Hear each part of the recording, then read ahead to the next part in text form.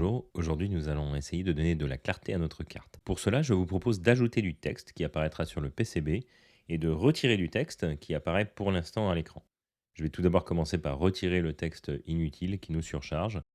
Typiquement, vous voyez ici, je vais le tourner, on a un texte qui va nous décrire le composant d'un screw terminal, de une rangée et de deux connecteurs. Cette information est située sur la couche FFAB. Ce que l'on va faire maintenant, c'est supprimer l'affichage de la couche FFAB. Donc on ne fait pas disparaître l'information, on décide juste d'arrêter de l'afficher. Pour cela, à droite, vous allez voir l'ensemble des couches. On voit la couche cuivre ici, vous voyez que si je la désactive, je perds l'information cuivre. On va tout d'abord donc supprimer FFAB. Alors on peut supprimer BottomFab aussi.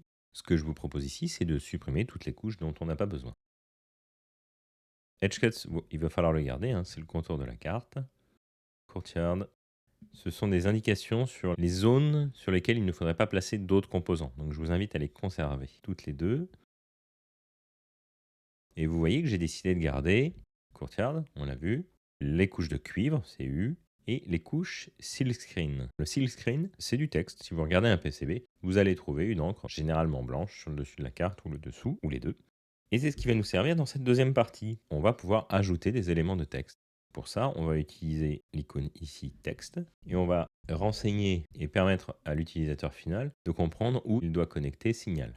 Je le mets ici au niveau de SIG. J'ai plusieurs options pour le positionner. Je pourrais le mettre devant, ici. Mais simplement quand on va brancher le fil, on risque que le fil passe au-dessus de signal. Pour plus de lisibilité, je vous propose de le mettre sur le côté. Si je redouble-clique dessus, donc je peux choisir la couche, ça peut être au-dessus ou en dessous.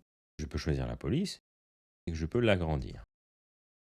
CTRL-C, CTRL-V, ce qui va me permettre de communiquer à l'utilisateur final de la carte à quel endroit il doit brancher les différents fils. On va aller voir notre carte en 3D, Alt 3. On voit bien donc les différents textes qui apparaissent, le contour des composants.